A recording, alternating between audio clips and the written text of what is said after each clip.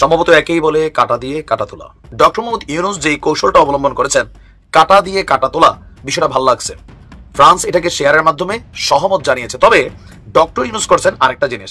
দারুণ খেলা দেখালেন ডক্টর ইউনূস। ক্ষমতায় থাকবেন আরো 4 বছর।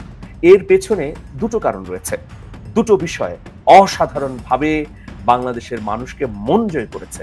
প্রথমত, ডক্টর ইউনূস কি এবং কত বড় মাপের জিনিস তিনি নিজেই জানিয়ে দিলেন। চালাকি বন্ধ করো, নাইলে কিন্তু তোমাদের খবর আছে। এবং ডক্টর ইউনূস সেটা দেখিয়ে দিচ্ছেন। ভয়ঙ্কর দিন অপেক্ষা করছে ভারতের জন্য। ভারতের জন্য ভয়ঙ্কর কে হতে পারে? ভারতকে কিভাবে ভাঙতে হবে, তাদেরকে কিভাবে অপদস্থ করতে হবে, যেমনটা অপদস্থ করেছে আমার সোনার বাংলাদেশকে। যে আমরা ছোট মাঠে খেলার প্লেয়ার না, আমরা দুনিয়ার মাঠে খেলার প্লেয়ার। পৃথিবীটাই আমাদের মাঠ, ছোট্ট জায়গায় খেলার প্লেয়ার না আমরা। সরাসরি বলছেন। আমরা বলতে কি বুঝাইছে? বাংলাদেশকে বুঝাইছে এবং ওনার নিজেকে বুঝাইছে। হ্যাঁ, ওনার নিজেকে বুঝাইছে, বাংলাদেশকে বুঝাইছে, আমাদেরকে বুঝাইছে। এখন ভারত তার এই ক্ষতিটাকে আর কন্টেইন করতে পারছে না, তাদের এই লস তারা আর মেনে নিতে পারছে না। তাদের এই নপুংসতা, চা বিক্রেতার চাকর বাকররা বাংলাদেশে আর কোথাও দাঁড়াতে পারছে না। আর মির্জা ফখরুল এবং তার আশেপাশে কতগুলো কুত্তার বাচ্চা হায়না হারামজাদা বসে আছে। এই রমজান মাসে এই সত্য কথাগুলো প্রকাশ করছি এজন্য জাতির জেনে রাখা দরকার যে বিপ্লব এবং এই গণঅভ্যুত্থানের সূত্রপাত কোন জায়গা থেকে, কোন ব্যক্তির মুখ থেকে কিভাবে এসেছে, এবং সেটা আজকে আপনাদেরকে প্রকাশ করছি।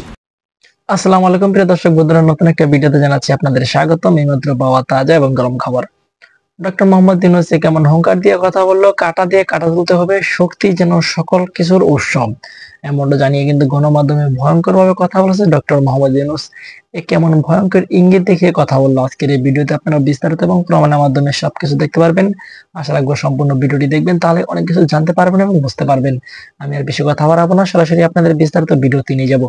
তার আগে আপনাদের কাছে ছোট্ট একটা রিকোয়েস্ট থাকবে, যারা এরকম ভিডিও দেখতে পছন্দ করেন দ্রুত এই চ্যানেলটি সাবস্ক্রাইব করে পাশে থাকা বেল আইকনটি বাজিয়ে রাখবেন। ইতিমধ্যে যারা সাবস্ক্রাইব করে দিয়েছেন তাদের জানাচ্ছি অসংখ্য ধন্যবাদ। প্রিয় দর্শক বন্ধুরা, চলুন তাহলে এই ভিডিওতে লাইক করে দিয়ে আমরা বিস্তারিত ভিডিওগুলো মোবাইলের স্ক্রিন থেকে ধারাবাহিকভাবে একের পর এক দেখে আসি। সম্ভবত একেই বলে কাটা দিয়ে কাটা তোলা।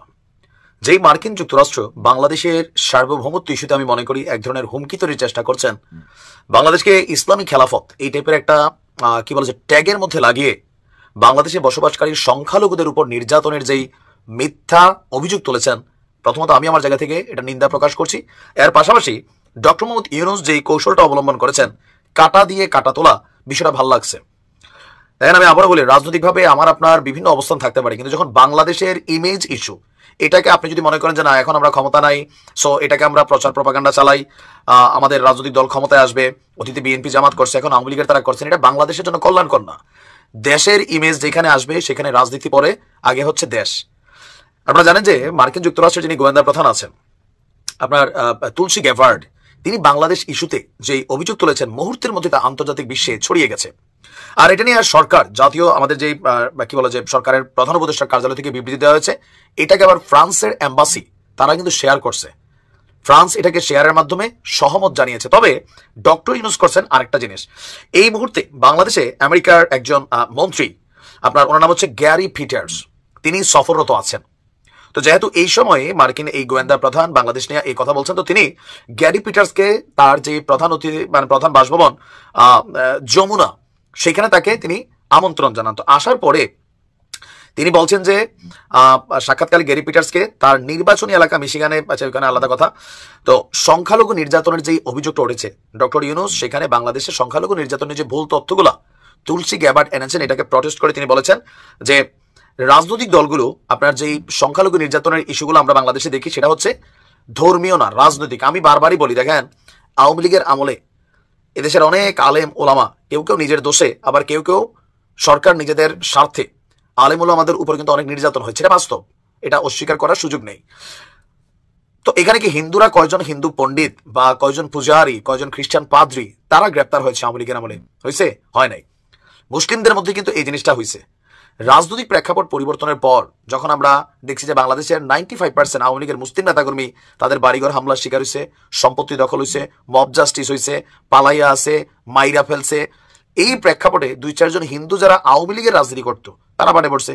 আবার ধরেন আওয়ামী লীগের আমলে যারা হিন্দু ছিল রাজনীতি করছে, আপনার এই যে গয়েশ্বর দাদা, তারপর নিপুণ চন্দ্র রায়, এরকম অনেকে পাটে পড়ছে না? পড়ছে, তারাও তো হিন্দু। কেন?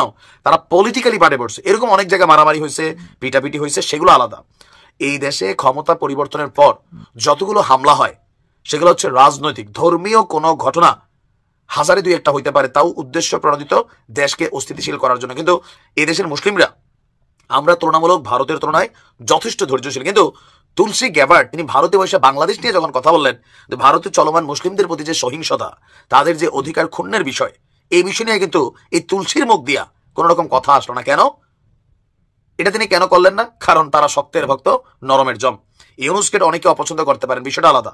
কিন্তু তুলসী গ্যাবার্ড প্রশ্ন তুলেছে বাংলাদেশ নিয়ে, সো এই জায়গাতে কোনো আপোষ নাই। এটা খুব সুন্দর হয়েছে যে মার্কিন এই মন্ত্রীকে তিনি বিষয়টা বুঝাইছেন যে দেখেন আপনি আসছেন, ইভেন আমেরিকার সাংবাদিকদেরকেও ডক্টর ইউনুস দাওয়াত দিচ্ছেন, আমেরিকার মন্ত্রীদেরকেও দাওয়াত দিচ্ছেন, আপনারা আসেন, আইসা নিজেরা দেখেন, ইনভেস্টিগেশন করেন। ওই একজনের মুখ থেকে শুই না বাংলাদেশ ইস্যুতে কোনো সিদ্ধান্ত নেওয়া ঠাস করে না। কারণ ট্রাম্প প্রশাসন অলরেডি বেশ কিছু মুসলিম রাষ্ট্রের উপরে কিন্তু আপনার ভিসা নিষেধাজ্ঞা আরো বিভিন্ন ক্রাইটেরিয়াতে তাদের বিরুদ্ধে কিন্তু অবস্থান নিচ্ছে। সেই তালিকায় বাংলাদেশকে ঢুকানোর জন্য কিন্তু সর্বোচ্চ চেষ্টা চলছে। আমরা এটা চাই যে আমেরিকানরা বাংলাদেশে যে ভুল তথ্য পাচ্ছে এটা সঠিকটা জানুক। ডক্টর ইউনুস কি এবং কত বড় মাপের জিনিস তিনি নিজেই জানিয়ে দিলেন। এই জানিয়ে দেওয়া বিএনপি সহ বিএনপির মিত্র যারা ডক্টর ইউনুস সরকারের বিরুদ্ধে, আওয়ামী লীগ সহ, তাদেরকে একটা ইঙ্গিত দিচ্ছেন ডক্টর ইউনুস, এবং ভারতকেও একটা হুঁশিয়ারি দিচ্ছেন, চালাকি বন্ধ করো, নাইলে কিন্তু তোমাদের খবর আছে। এবং ডক্টর ইউনুস সেটা দেখিয়ে দিচ্ছেন। দর্শক, আমরা দুনিয়ার মাঠে খেলার খেলোয়াড়, ছোট মাঠের না, প্রধান উপদেষ্টা। এর মানে আমরা এটা জানেন যে আমাকে বোঝাতে আমরা বলা হয় দুনিয়ার মাঠের খেলোয়াড়, মানে বিশ্ব খেলোয়াড়। আর বিশ্ব খেলোয়াড় হলে বাংলাদেশ তো কিছুই না। অতএব বিএনপি চালাকি করছো আমার সাথে, আমার পতনের দাবিতে আন্দোলন করছো, এত সোজা। আবার ভারতের সাথে বিএনপি আওয়ামী লীগ হাত মিলিয়েছো, ভারত আমার কিছু করতে পারবে না।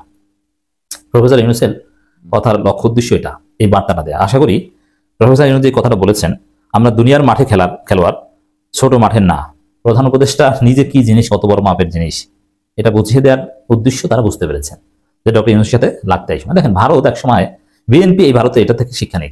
বিএনপি তো কিছুই না, বিএনপি তো ধৈর্য, ঈদের পর আন্দোলন পারে, চাঁদাবাজি লুটপাট করতে পারে, আর কিছু পারে? গত 15 বছর একটা বালু ট্রাক চালাতে পারেনি, আসে বড় বড় কথা বলতে। দর্শক, এই বিএনপি ধ্বংস হবে, আপনি নিশ্চিত থাকেন। বিএনপির কথা, বিএনপি যে বস, বিএনপি যাকে এখন পীর মেনেছে বা প্রভু মানছে ভারত, সে ভারতকে একটা কি শিক্ষা দিয়েছে একটু আপনাকে এক্সাম্পল দিই। ভারত একসময় ভেবেছিল, এমনকি হাসিনা পালানোর পরও ভারত এই কাজই করেছিল, তারা ভিসা কমিয়ে দিয়েছে। বাংলাদেশের লোকজন চিকিৎসা নিতে ভারত যাবে, তারা ভিসা দেয় না। তারা বলছে এবার বুঝো মজা, ভারতের সাথে চালাই করো, ভারতের প্রিয় হাসিনাকে পাঠিয়ে দিয়েছো। তারা কোঅপারেট করে না, ভিসা দেয় না, সরকারি কিছু কাজ ছাড়া বেসিক্যালি ভিসা দেয় না। আগে ঘুরতে আসতা, তাও ভিসা দেয় না।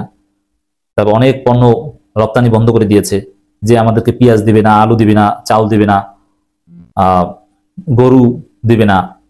তো বুঝো এবার না খেয়ে মরো, ডাল দিবে না। মানে ভারতের চিন্তাটা ছিল এরকম যে তারা বিভিন্ন জিনিসপত্র দিবে না, ভিসা দিবে না, বাংলাদেশের মানুষ চিকিৎসার অভাবে মারা যাবে, বাংলাদেশের মানুষ চাল ডাল পেঁয়াজের অভাবে মারা যাবে, না খেয়ে থাকবে। কিন্তু ডক্টর ইউনুস দেখিয়েছিল যে তুমি না দিলে না দাও, তোমার পেঁয়াজ তোমার ঘরে বসে পড়বে, তোমার কৃষকরা কান্নাকাটি শুরু করবে, তুমি নিজেই কিছুদিন পর হাত পা ধরবে, স্যার আমরা ভিসা দিই, প্লিজ স্যার আসেন আমাদের কাছে। ডক্টর ইউনুস অলরেডি বিকল্প তৈরি করে ফেলেছে। দর্শক দেখেন, এই চিকিৎসার কথাটা বলি, ভারতের যে চিকিৎসা খরচ, এমনকি চেন্নাই, দিল্লি, মুম্বাইয়ের কথা বাদ দিলাম, পশ্চিমবঙ্গে আমরা যারা যেতাম তার চাইতে অনেক উন্নত চিকিৎসা, তার চাইতে অনেক কম খরচে প্রফেসর ইউনুসের জামানায় অলরেডি আবিষ্কার হয়েছে। কিছুদিন পর দেখবেন যে আরো কত সহজ হয়। আপনাদের অবগতির জন্য জানাচ্ছি, চীনের 2টা প্রদেশে বাংলাদেশ থেকে খুব সহজে যাওয়া যায়। এরা ভিসা প্রক্রিয়া সহজ করেছে, ভিসা ফিও কমাচ্ছে, আরো অনেক উদ্যোগ নিচ্ছে প্রক্রিয়াধীন। সেখানে আপনার বিমানে যেতে হবে। তা ঢাকা পশ্চিমবঙ্গ বিমান ভাড়া আর বাংলাদেশ চীনের ওই প্রদেশে বিমান ভাড়া প্রাইসিং সামান্য একটু পার্থক্য।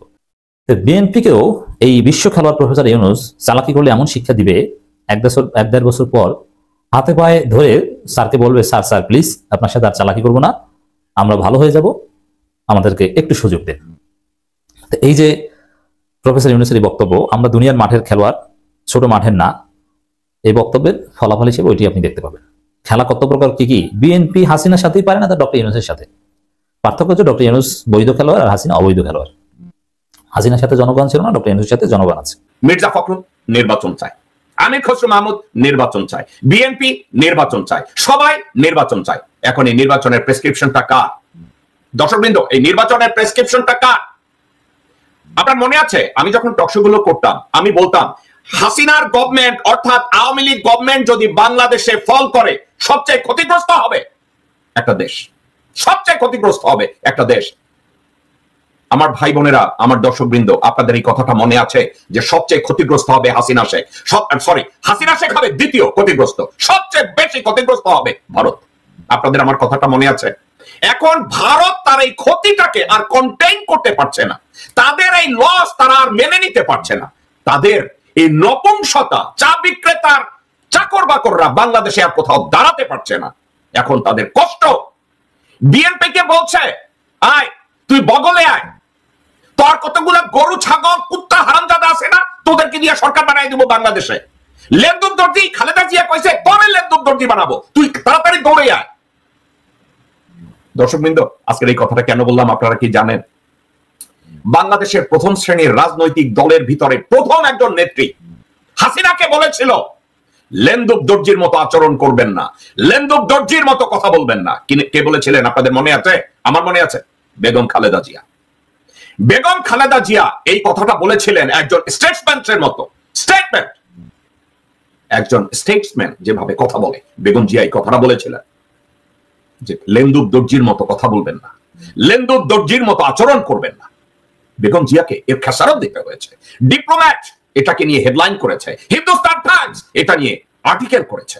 বেগম জিয়াকে ডেমোরাইজ করেছে, বেগম জিয়াকে অসম্মান করেছে, বেগম জিয়াকে চুরির দায়ে হাজতে ঢুকিয়েছে। আজকে সেই কুত্তার বাচ্চা বিএনপি নিজের নেত্রীর কষ্টের কথা তারা ভুলে গেছে, নিজের নেত্রীকে মৃতপ্রায় করে রেখেছে সেটাকে তারা ভুলে গেছে। আজকের বিএনপি ভারতের এই আহ্বানে সাড়া দিয়েছে। কি সাড়া দিয়েছে? আসো তোমাকে লেন্দুক দর্জি বানাবো। আর মির্জা ফখরুল এবং তার আশেপাশে কতগুলো কুত্তার বাচ্চা হায়না হারামজাদা বসে আছে। লেন্দুক দর্জি 1 কে? মির্জা ফখরুল। লেন্দুক দর্জি 2 আব্দুল আউয়াল মিন্টু। লেন্দুক দর্জি 3 আমির খসরু মাহমুদ। লেন্দুক দর্জি 4 মির্জা আব্বাস। লেন্দুক দর্জি 5 ইকবাল হোসেন টুকু। লেন্দুক দর্জি 6 সামাও বায়েদ। লেন্দুক দর্জি 7 সালাউদ্দিন। আপনাদের কারো সন্দেহ আছে? ভারত থেকে ট্রেনিং নিয়ে এসেছে, র তাকে তৈরি করে দিয়েছে। বুঝেছেন? এদেরকে দিয়ে বিএনপি এখন লেন্দুক দর্জির সরকার গঠন করবে। হয়তো বেগম জিয়াকে তাদের দরকার নাই, তারেক জিয়াকে তাদের দরকার নাই। কেন দরকার নাই? বেগম জিয়া তো ভারতের আধিপত্যবাদ এবং আগ্রাসন মেনে নেবে না। তো জনাব তারেক রহমান, তার শরীরে তো জিয়ার রক্ত, ওই রক্ত তো ভারতের আধিপত্যবাদ এবং আগ্রাসন মেনে নেওয়ার কথা না। দেয়ারফর বেগম জিয়া দেশে ছিল, তাকে বাইরে জোর করে পাঠাও। তারেক রহমানের মামলাগুলো ঝুলায় রাখো, সে যাতে দেশে না আসে। আর মির্জা ফখরুল ভাষণ দিতে গিয়ে বলবে শেখ মুজিবুর রহমান আমাদের নেতা ছিল না। এ হচ্ছে বিএনপি। উনি বললেন বাংলাদেশে একটি বিপ্লব হতে হবে। তো উনি বললেন বাংলাদেশে একটি বিপ্লব হতে হবে এবং এও বললেন বাংলাদেশে একটি বিপ্লব হবে। আমি ট্রেনে আমি এই আল্লাহকে হাজির রেখে এই রমজান মাসে এই সত্য কথাগুলো প্রকাশ করছি এজন্য জাতির জেনে রাখা দরকার যে বিপ্লব এবং এই গণঅভ্যুত্থানের সূত্রপাত কোন জায়গা থেকে, কোন ব্যক্তির মুখ থেকে কিভাবে এসেছে, এবং সেটা আজকের আপনাদেরকে প্রকাশ করছি। 23শে জুন ওনার সাথে সন্ধ্যায় আমার সাক্ষাতে তিনি বলছেন বাংলাদেশে একটি বিপ্লব হবে। আমি তখন মনে মনে হাসলাম এজন্য আমরা যারা ইসলামিক বাংলাদেশে রাজনৈতিক দলগুলোর সাথে সম্পৃক্ত থেকে রাজনীতি করছে সবারই একটি চিন্তা থাকে বিপ্লব হবে, ইসলামী বিপ্লব হবে, হুকুমত হবে, দিন কায়েম হবে, ধর্মভিত্তিক বহু বক্তব্য থাকে। তো সেই শব্দ চয়নের জায়গা থেকে আমিরে জামাত হয়তো বলেছেন একটি বিপ্লব হবে। তারপরে উনি শ্রদ্ধেয় ব্যক্তিত্ব, আমি চুপ করে শুনলাম, জানতে চাইলাম বিপ্লব কিভাবে হবে। বলে হবে, যে কোনো উপায়ে হবে, মানুষ জেগে উঠবে, সবাই মিলে সম্মিলিত প্রচেষ্টায় হবে, তবে সেটা হয়ে যাবে। এই বিপ্লবের জন্য প্রস্তুতি গ্রহণ করো। আমি ওনার এই বক্তব্যগুলো শুনে কিছুটা আশান্বিত হলাম এবং আমি ওনার সফর সম্পর্কে কিছুটা অবগত হলাম। যদি আমি মিস্টেক না করি, উনি বাংলাদেশের এই রাজনৈতিক পট পরিবর্তনের অংশ হিসাবে উনি যে মুখ্য ভূমিকা পালন করেছে তার কিছু ইঙ্গিত তার এই বক্তব্যে পেয়ে যাই। উনি কয়েকটি রাষ্ট্র, উল্লেখযোগ্য পরাশক্তির কয়েকটি রাষ্ট্র তখন ভিজিট করেন, যেটা আমি জানি, এবং তুরস্কের পরেই এই ভিজিটগুলো সম্পন্ন হয়। তাহলে ওনার ভিজিটগুলো সম্পন্ন হয় 23শে জুনের পরে। বাংলাদেশে জুলাইয়ের আন্দোলন শুরু হয়ে যায়। 23শে জুনের পরে আর আমার সাথে তার সাথে সম্ভবত 24 অথবা 25শে জুন কথা হয়। তিনি যখন তুরস্ক থেকে চলে যাবেন 25শে জুন সম্ভবত বা 26শে জুন এরকম একটি সময় ফোনে আবার কথা হয়। তিনি বলেন ফোনে কন্ট্যাক্ট থাকবে, যোগাযোগ রাখিও। এর পরবর্তীতে উনি আমাকে 26শে জুলাই হঠাৎ একদিন মেসেজ পাঠান হোয়াটসঅ্যাপে, যখন বাংলাদেশে জুলাইয়ের আন্দোলন একেবারে ঘনীভূত হয়ে গিয়েছে, জমে গিয়েছে, সর্ব জায়গায় আন্দোলন, শেখ হাসিনার পতন নিশ্চিত হচ্ছে, এবং সেই কঠিন পরিস্থিতির মধ্যে হঠাৎ করে উনি আমাকে একটি মেসেজ পাঠান আসসালামু আলাইকুম বলে। ইংলিশে মেসেজটার সার মর্ম হচ্ছে, তুমি এই বিশেষ অ্যাপসটি ডাউনলোড করো, তোমার সাথে হয়তো আমার যোগাযোগ রক্ষা করতে হলে এই জায়গায় কথা বলতে হবে। আমার হঠাৎ করে মাথা একটু হলেও চিন্তায় পড়ে গেলাম যে লোকটার সাথে আমার যখন হোয়াটসঅ্যাপে কথা হবে, সেই লোকটা আমাকে বিশেষ কিছুর মাধ্যমে যোগাযোগ করতে চায়, আন্দোলন চলমান, তাহলে এর মধ্যে কিন্তু আছে। আমি জানার চেষ্টা করলাম, বোঝার চেষ্টা করলাম, বিভিন্নভাবে আমি জানতে পারলাম বাংলাদেশের যে আন্দোলন চলমান রয়েছে, এই আন্দোলনে জামাত শিবির তাদের জীবনের সর্বোচ্চ মূল্য নিয়ে ঝাঁপিয়ে পড়ার জন্য কেন্দ্র নির্দেশিত বিশেষ পদ্ধতিতে তারা অবলম্বন করেছে। এবং আমি এও জানতে পারলাম ঢাকা শহরে তারা সর্বোচ্চ এই প্রায় 15-20 দিন পর্যন্ত বিভিন্ন জায়গা থেকে, প্রান্ত থেকে চিরা মুড়ি ডাল যে যেভাবে পেরেছে, যার যেখানে অবস্থান করার সুযোগ এসেছে, তারা তাদের সেই লক্ষ লক্ষ নেতাকর্মী নিয়ে উপস্থিত হয়েছে। আমার কাছে থাকা তথ্য অনুযায়ী আমি তখন জানতে পেরেছি 25 থেকে 30 লক্ষ এডিশনাল পিপল, যারা কাউন্টেড ছাড়া জামাত শিবিরেরই নিজেদের ডেডিকেটেড পিপলদেরকে ঢাকা শহরে নিয়ে আসতে সক্ষম হয়েছে। কম বেশি হতে পারে, মিডিয়ায় এক ধরনের তথ্য আসতে পারে, এমনকি অনেকে 50 লক্ষও বলেছেন, যদিও আমি সেটাকে খুব একটা গুরুত্বের সাথে দেখি না। আমি 25-30 লক্ষ জামাত শিবির আসতে পারে এই ধারণাটা আমার আছে। তো যখন শফিক সাহেবের ওই মেসেজ পেলাম 26শে জুলাই, তখন আমি আমার কাছে অবস্থানরত দুজন ভাই ছিলেন তুরস্কে। আমি এগুলো কেন বলছি, আপনারা ভবিষ্যতে তাদের ইন্টারভিউ নিতে পারবেন, সাক্ষী নিতে পারবেন। একটা ছেলে হচ্ছে তুরস্কে পড়াশোনা করে, নাম তানভীর, ফেনীতে বাড়ি। আরেকজন ভদ্রলোক যে আমাকে আশ্রয় দিয়ে সাহায্য করেছে, সহযোগিতা করেছে, তার নাম শহীদ রাহাত, একজন ব্যবসায়ী, বিশিষ্ট ব্যক্তি। এই তানভীর এবং শহীদ রাহাত, এই দুই ব্যক্তির কাছে আমি কিছু কিছু বিষয় শেয়ার করতাম যে আজকের এই ঘটনা ঘটতে পারে, আমার কাছে মনে হচ্ছে আমিরে জামাতের এই বক্তব্য কোনো একটা সিগন্যাল বহন করছে। তো তারা হতভম্ব হতেন, বলতেন না ভাইয়া এগুলো হতেও পারে, নাও হতে পারে। তখন আমি বলতাম যে ডাক্তার শফিকুর রহমান সাহেব আমাকে যখন যে বক্তব্য দিয়েছে, কখনোই কোনো কিছু ফলস উদ্বুদ্ধকরণ কিংবা ইনফরমেশন তিনি দেয়নি। তিনি কথা কম বলেন, কিন্তু যেটা বলেন সেটা আদতেই অনেক কথা বলেন। এর বাইরে অনেক কথা, জেল জুলুম অত্যাচার, কি অবস্থা, কেমন দেশ কেমন যাচ্ছে, সেগুলো নিয়ে ভিডিও করলে আপনাদের 3 ঘন্টায় শেষ হবে না। শফিক সাহেবের সাথে আমার কি কি কথা, এগুলো বলার সুযোগ নেই, আর এটা আমি বলতেও চাই না। আমি শুধু এই কথাটাই বলতে চাই যে এই বিপ্লবের তিনি একজন সাথী কিভাবে হলেন, তার যে গোপন একটি পরিকল্পনায় এগুলো হতে পারে, সেই জায়গাটা জাতির ইতিহাসে যাতে লিপিবদ্ধ থাকে, সেজন্য আজকের ডেট সহ ম্যান সহ আমি। প্রিয় দেশবাসী, শুরু থেকে শেষ পর্যন্ত যারা এই ভিডিওটি দেখেছেন সকলকে জানাই অসংখ্য অসংখ্য ধন্যবাদ। যারা এরকম নিউজ ভিডিও পেতে পছন্দ করেন তারা অবশ্যই এই চ্যানেলটি সাবস্ক্রাইব করে পাশে থাকা বেল আইকনটি বাজিয়ে দিবেন। যারা এখন এই ভিডিওটি শেয়ার করেননি, এই ভিডিওটি দ্রুত শেয়ার করে সকলকে দেখার সুযোগ করে দিন। আজকের মতন এই পর্যন্ত, দেখা হচ্ছে পরবর্তী কোনো ভিডিও নিয়ে ইনশাল্লাহ।